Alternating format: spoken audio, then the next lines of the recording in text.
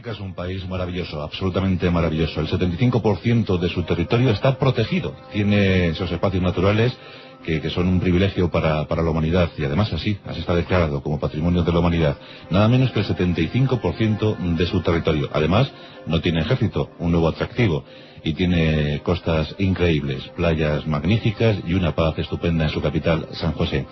Bueno, en la revista Enigmas de este mes hemos visto en esos enigmas de la arqueología pues un artículo precioso dedicado al enigma de las esferas, que yo creo que es el gran misterio de Costa Rica. Unas esferas cuasi perfectas, que nuestro querido doctor Fernando Jiménez del Oso las conoce muy bien, por cierto. No sé si se trajo algún apunte de Costa Rica para conseguir la perfección en enigmas. Yo creo que sí. ¿Qué tal, Fernando? Buenas noches. Hola, buenas noches. Pues Costa Rica, que es un... deslumbra, la ¿verdad? producción que has hecho es un país magnífico.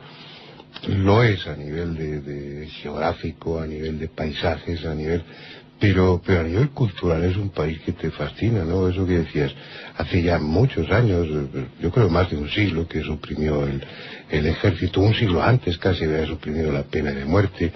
Hay más maestros que policías, y el nivel cultural de la población es estupendo. Es un país con una tradición democrática de esas sólidas, y es un remanso de paz en una zona del país, del mundo, que suele ser bastante turbulenta, ¿no? Y a mí me llamó la atención en las semanas que estuve allí rodando un documental, me llamó la atención eso, la gente, el ambiente. Es un país encantador, ¿no? Muy tranquilo, sí. Y eso pues incita, ¿no?, a reflexionar y a buscar esos misterios. Con un nivel, fíjate, yo conozco, bueno, relativamente bien Meso y Sudamérica, pues porque he rodado allí, no sé, a lo mejor 100 documentales. Tu segunda casa. Sí, durante muchos años lo ha sido. Entonces, uno de los temas que a mí me han incomodado, por no decir me han indignado, es la manipulación política que se hace del pasado de esos pueblos. Como en México pues se busca la identidad en lo azteca y no sé qué, y bueno, y eso se utiliza con fines políticos, como sí. se utiliza pues en América del Sur, pues en Bolivia en su momento determinado, se utilizó en Perú en otros momentos. En Costa Rica no pasa eso.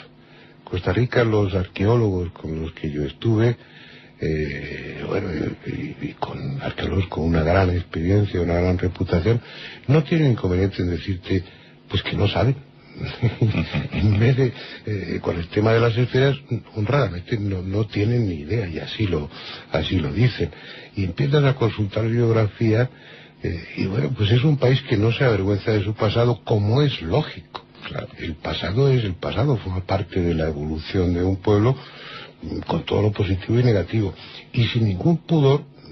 Algo que parece encomiable, así como en otros países de América, pues se trata de ocultar un pasado de canibalismo, por ejemplo, pues allí no, y allí te puedes encontrar la receta para preparar carne humana, en los libros que si quieres la doy. Es una receta, se prepara carne humana con sal y chile, pero bueno, se guisa con maíz, y luego después se sirve con mazamorra. Eso no puede estar bueno, Fernando. La mazamorra es harina de maíz mezclada con azúcar o con miel y chocolate. Es como guarnición. Sí. Cuando un país llega a esa exquisitez, a decir, no, mire usted, este ha sido mi pasado con todas las consecuencias, creo que su evolución o su nivel cultural es para admirar. Eso no te lo encuentras en otros países de América con pasados muy interesantes. Fíjate, yo estaba buscando cosas sobre la cultura caribe, los indios caribe, que también practicaron en algunos casos el canibalismo. Bueno, pues eso es verdad. En algunos países te lo ocultan o intentan buscar una explicación. No quieren inventarse un pasado idílico, maravilloso. Te hablan, pues si vas a Perú, te hablan del socialismo, de los incas, del gobierno ejemplar, del orden social. Y es que no tienen ni idea de su propia historia, ¿no? El Inca fue un conquistador que dejaba chiquitos a los españoles, por eso tantos pueblos peruanos se aliaron con los conquistadores. Igual que los aztecas. Era una bota de hierro. Los aztecas eran los bárbaros del norte. Claro. Salieron de Aldán con su larga migración y eran brutos a más no poder. ¿Y qué problema fueron era? Incorporando durante su migración pues la cultura tolteca y los fragmentos que quedaban de la cultura maya, y practicaban también el canibalismo, y en Perú se practicó, y en multitud de pueblos Y en España se practicó también en otras épocas. Es que claro, cuando explica la conquista de México a cargo de Hernán Cortés y los 200 o 300 que le seguían... Claro, eso es un milagro. Por supuesto que sería un milagro si hubiera sido así en realidad, pero es que no. Claro. No fue así. Es que fue una rebelión, claro, como pasó en Perú con Pizarro. Claro. Bueno, los incas eran pues la sociedad dictatorial y además con una mano de hierro. No había orden social, porque a la que practicaba la prostitución pues la mataban, y al que robaba le cortaban las manos o se lo cargaban. Exacto. Y en México igual. Pues Hernán Cortés iba con esos 16 a caballo, pero es que claro, llevaba detrás otros 30.000 indios. Pues claro. Todo eso tiende a silenciarse, lo cual a mí me molesta mucho.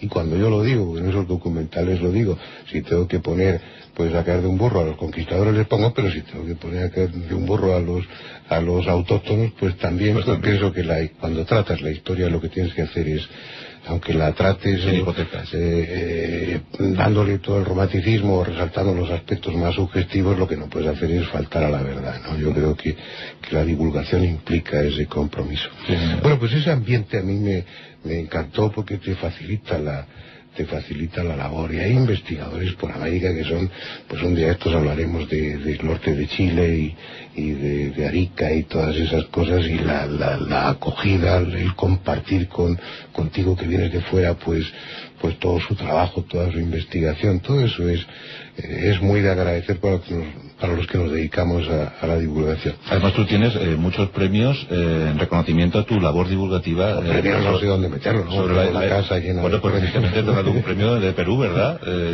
Pues de investigación histórica, claro. Cosa que no merezco el premio por investigación. Puedo merecer, pues si quieres, algún reconocimiento por el cariño que yo tengo hacia esas tierras y por lo que puedo haber hecho para divulgar sus culturas. Pero que has contado bien las cosas. En Europa y en ellos mismos.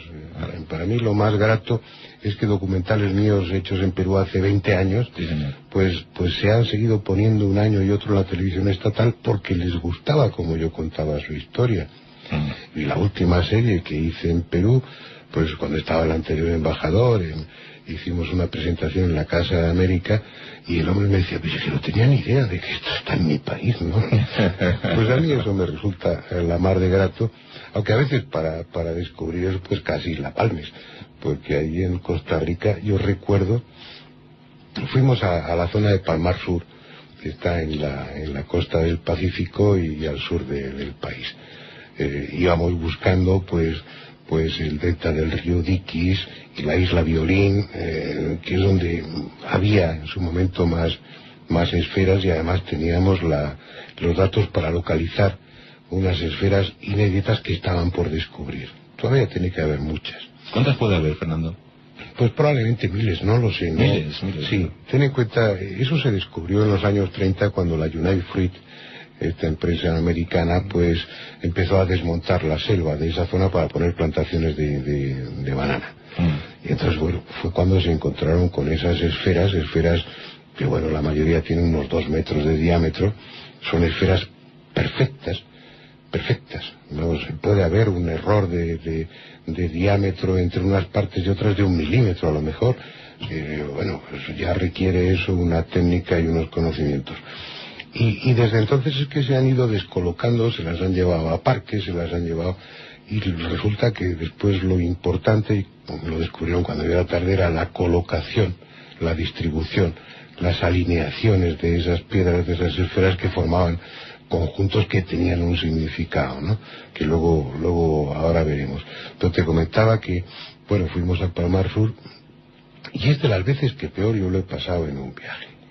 No sé lo que me picó, no tengo ni idea si es que me picó algo o bueno, enganché un virus. Pero recuerdo un motel, había 2. Palmar Sur es como, bueno, al desaparecer la industria frutera de allí, al irse la United Fruit, pues ha quedado como esas ciudades fantasmas del oeste o poco menos, ¿no? Ya queda muy poca población, había un bar, restaurante. Y yo recuerdo, pues eso, el colocarme en los rincones más oscuros del restaurante y ir tomando cucharadas de la sopa y con la otra mano tapando el plato, porque es que estaba gris de los bichitos que te caían. Y bueno, uno pensaba que sí, que las proteínas estaban bien, pero dentro de un cierto límite. Pero bueno, todo eso era sugerente. Y había 2 moteles, más que nada, yo que sé, para transportistas o no.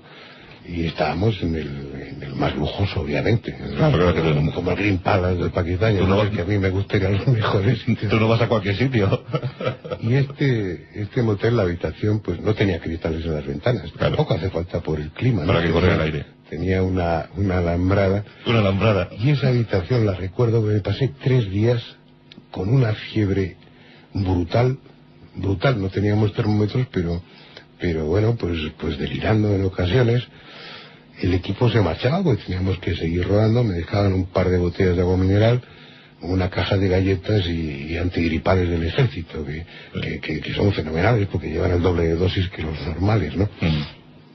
Y fueron 2-3 días, debí perder unos 10 kilos en esos 3 días, me quedé hecho un desastre, y en muchas ocasiones pensé que no salía de aquello, que me moría.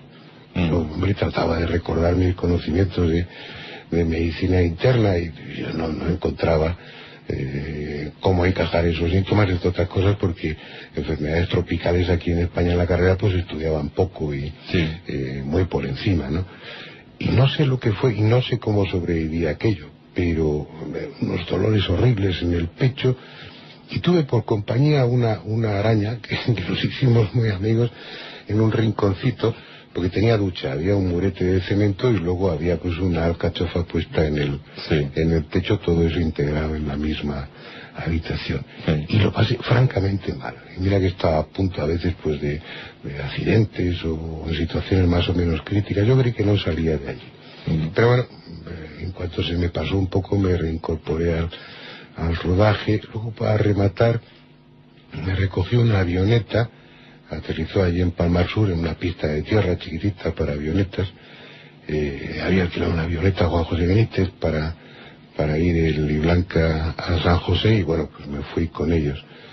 Y para remate, pues era de noche, se nos echó la noche encima, una tormenta de esas. Y bueno, volar en una avioneta y con tormenta, por lo visto, es un disparate. Sí, se cuenta. Pero vamos, aquello fue una danza, un baile, fue la culminación de esa excursión a Palmar Sur, ¿no? Pues se te quedaba algo dentro. Sí, fue realmente interesante.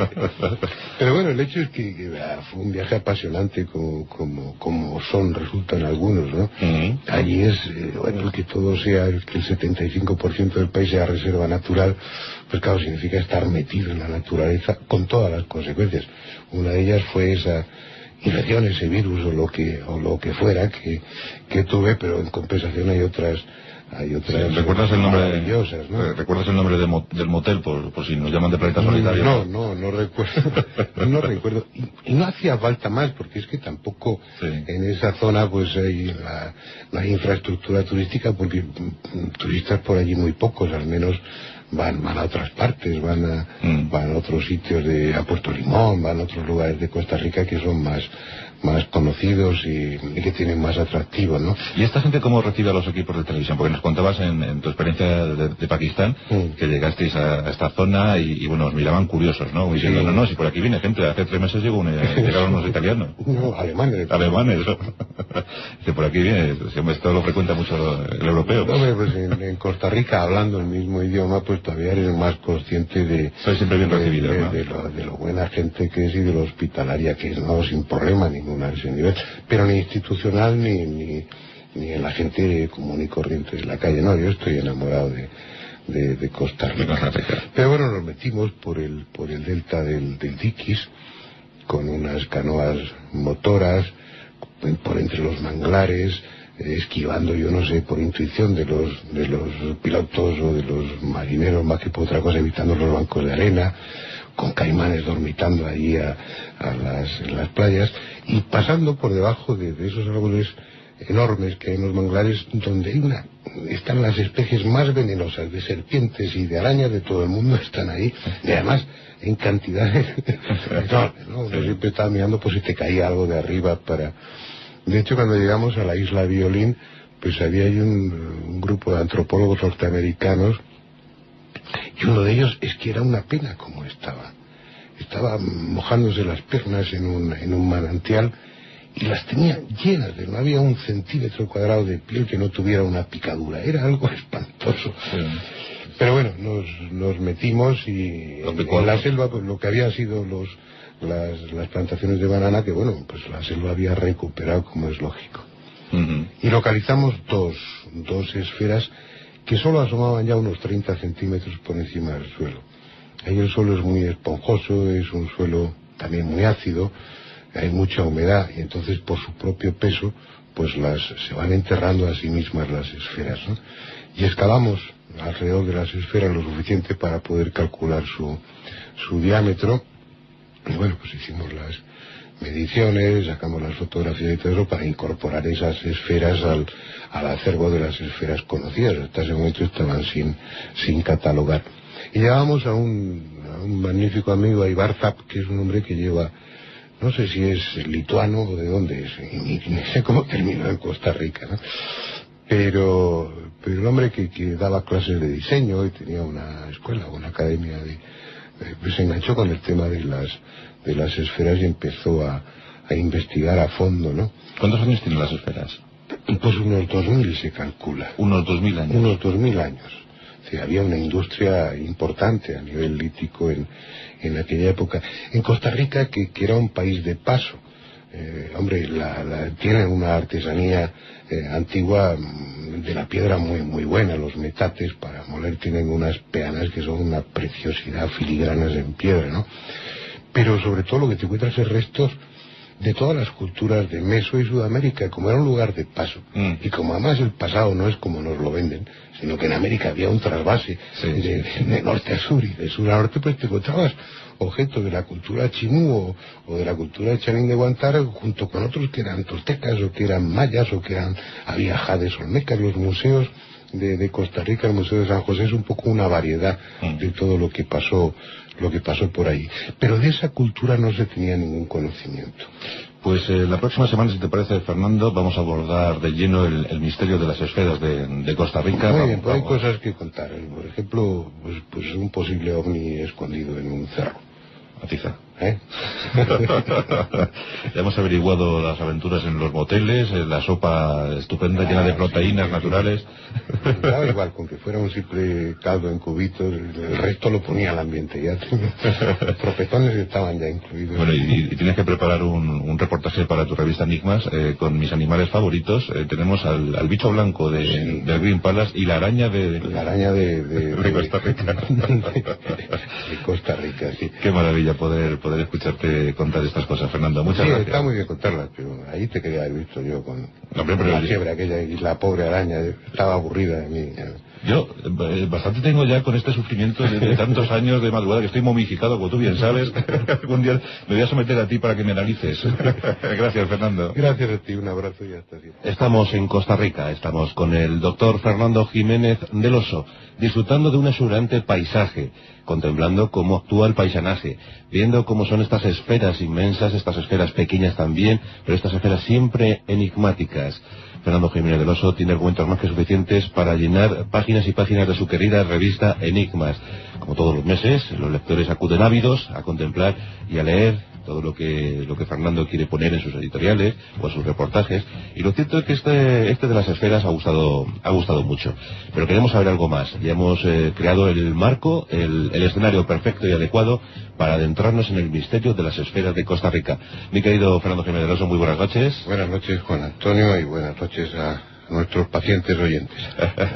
Pues hoy estás tú mejor que yo, ¿eh? Estoy yo de paciente, claro. Sí, pero de paciente de total. Eso te pasa por ser famoso, escribir libros de éxito y pasarte pues jornadas enteras firmando libros en la feria del libro. Me acordé de... Así que puedes escribir peor. Sí. Y hacer cosas que no tengan éxito y ya verás cómo te quedas en casa.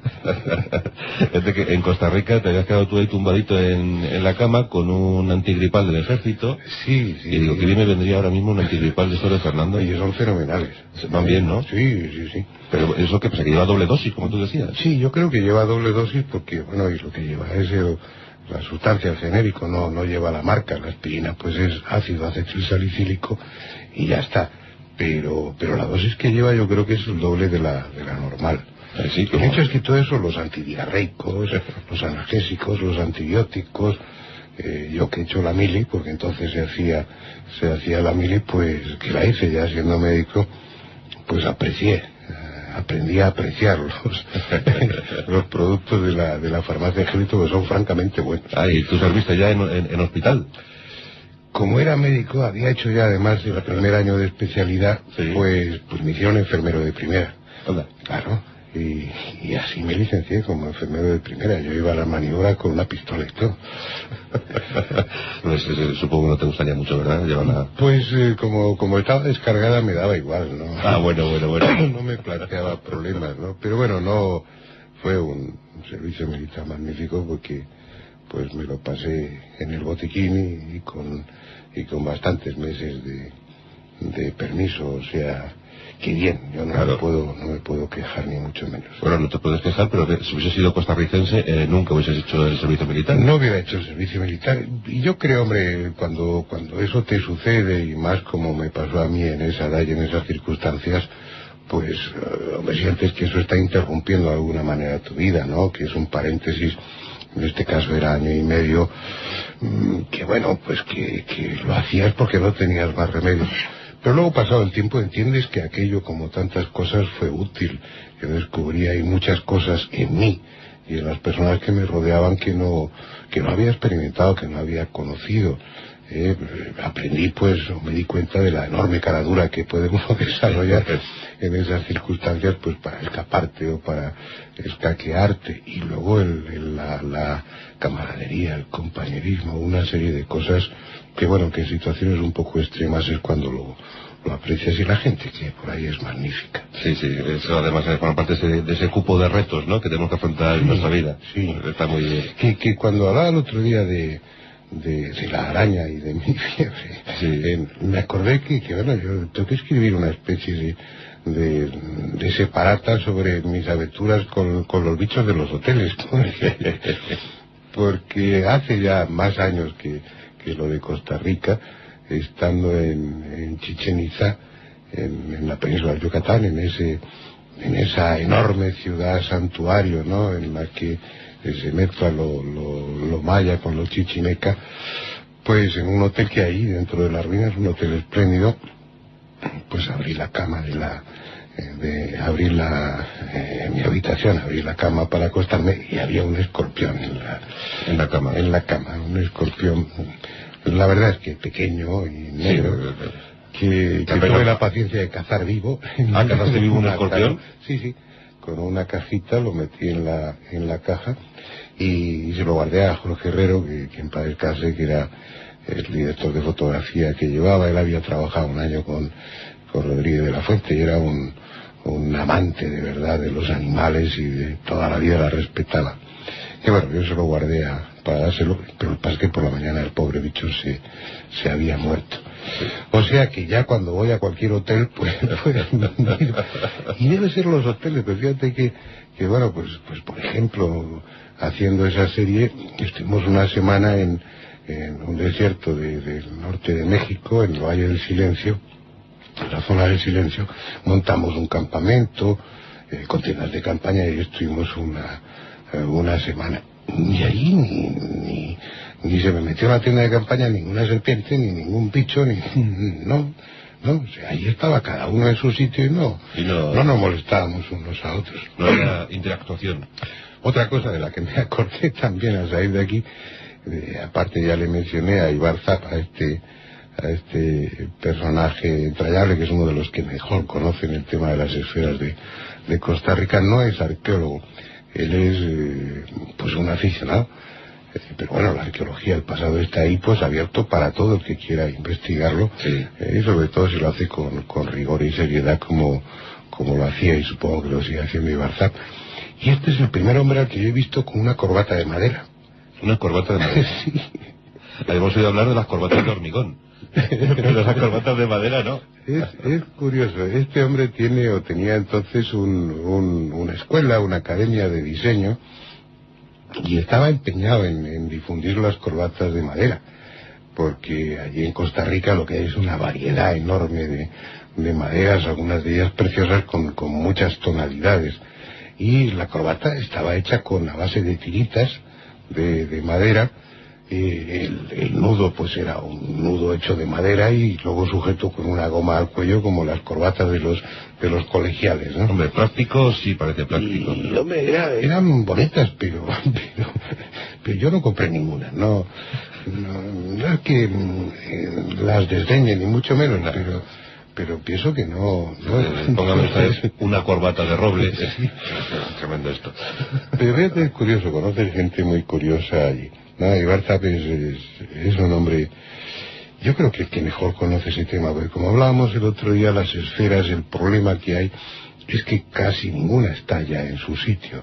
Están dispersas pues por todos los parques, jardines y como objetos puramente decorativos. Sí, lo que contábamos, o lo que dábamos a entender la semana pasada, es que su ubicación en la zona, en el terreno, pues daba a entender algo, como que formaban parte de un esquema total, ¿no? Estaban integradas en algo. Es una combinación, aparentemente, porque claro, Ibar se tuvo que basar, aparte de las esferas no localizadas que nosotros encontramos y que ya hablamos de ellas en una antigua plantación de Leonard Fruit que ya ha devorado la selva.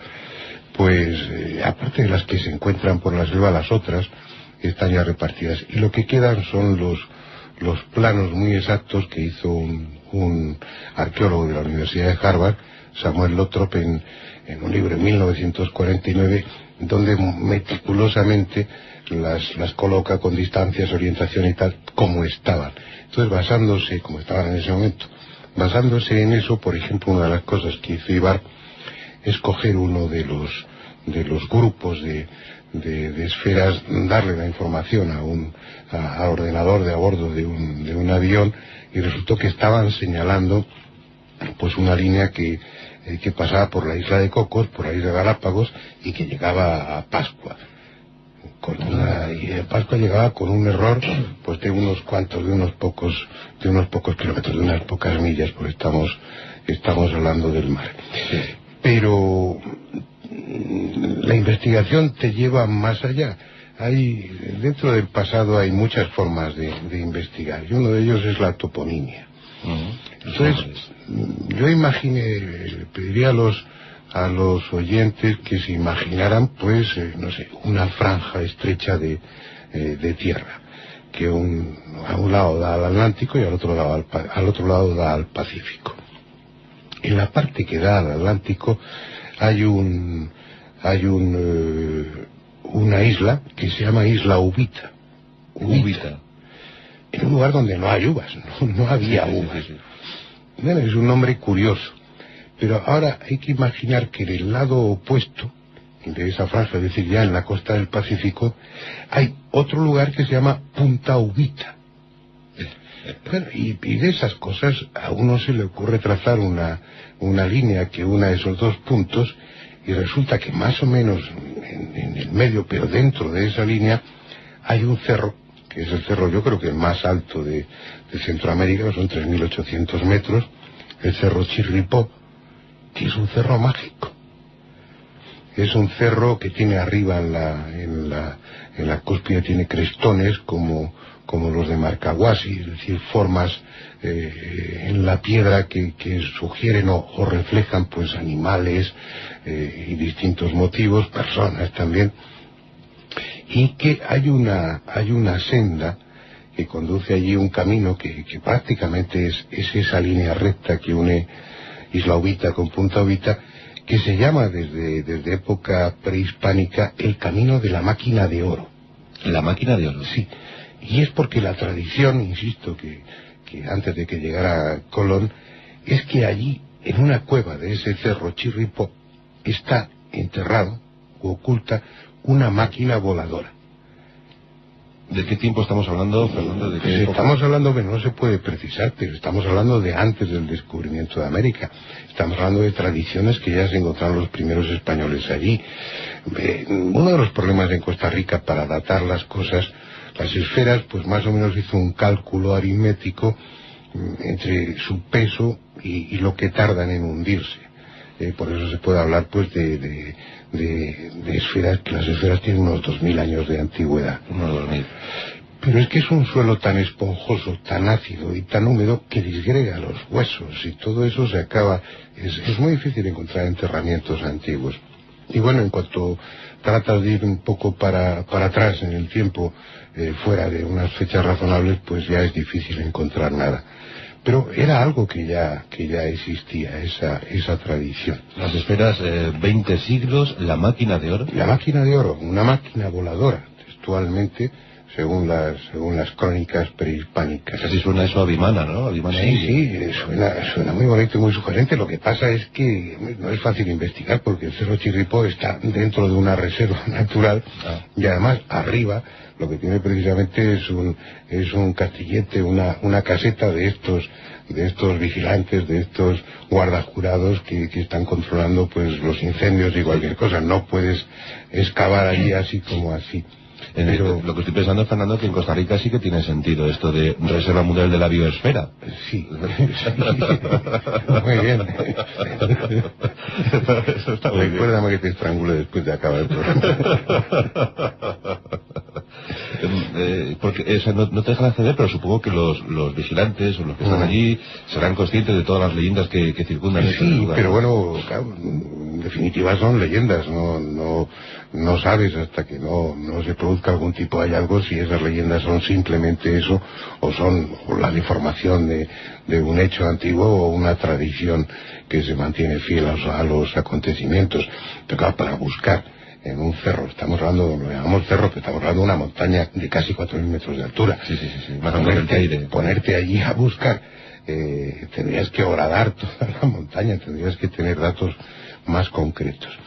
Todo eso, lo de las esferas, dejando aparte la máquina voladora, sugiere una civilización, una cultura de la que no se sabe nada, que era de navegantes expertos, porque esas alineaciones que además se debían corresponder con momentos astronómicos concretos, es decir, esa agrupación de esferas, pues probablemente estaba representando alguna constelación, las estrellas principales de alguna constelación. Y es una hipótesis, bueno, pienso que bastante razonable. Estarían señalando no solamente la dirección, sino además la fecha, que eso tiene mucha importancia porque aquella gente navegaba utilizando las corrientes marinas. Por eso las velas que utilizaban no eran velas de aire, eran velas de agua.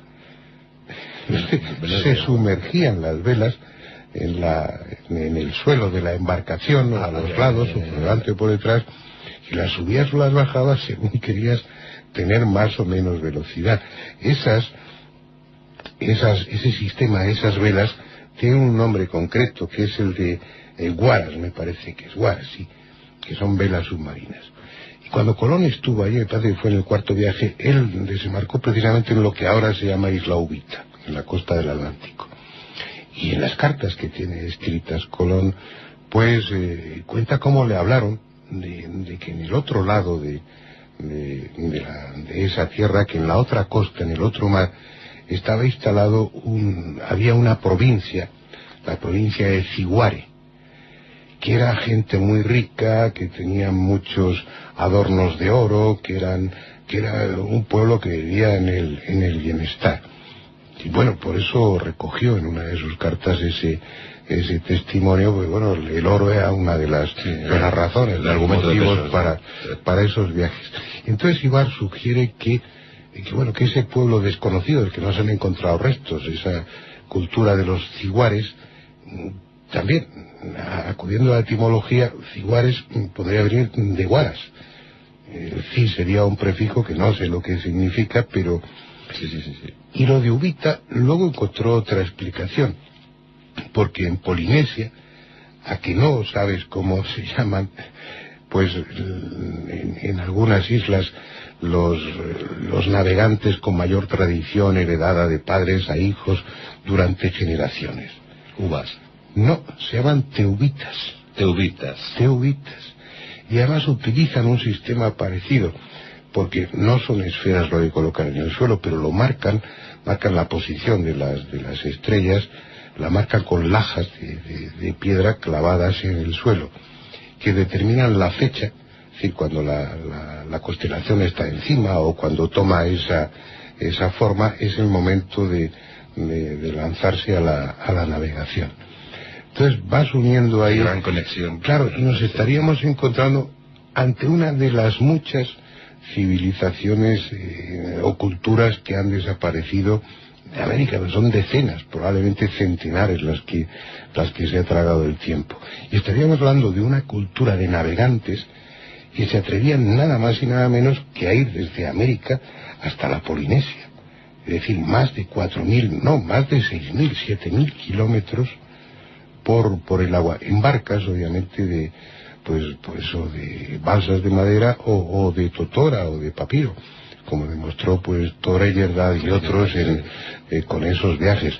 Y se hablan esas tradiciones de barcos grandes en los que llevaban animales, eran barcos con una gran capacidad. Y de todo eso no ha quedado nada. Pero bueno, para mí me gusta, porque es un capítulo más de esa historia desconocida de América que nos sitúa en un concepto diferente. No eran ni mucho menos esos pueblos con taparrabos, sino pueblos con una gran cultura, con unos grandes conocimientos astronómicos y matemáticos, y pueblos probablemente mucho más cultos que los que eran los pueblos de Europa en esa misma época. Seguro. Pues qué fascinación sentimos por los viajes de Fernando Jiménez Celoso. A pesar de los bichos. A pesar de los bichos, pero encantadores, sugerentes, y bueno, pues esa conexión entre culturas, entre civilizaciones, hacía 20 siglos, de esas máquinas de oro. Bueno, pues que dan ganas de ir allí, horadar ese cerro y encontrar. ¿Te imaginas encontrar un ovni ahí encerrado en una cueva de esas? Sería lo más adecuado. Sería una maravilla. Me daría un brazo por verlo. Pues mi querido Fernando Jiménez del Oso, el próximo martes vamos a volver con nuevas aventuras y muy emocionantes. Muy bien, pues hablaremos de esas cosas que me han pasado por ahí. Gracias, Fernando.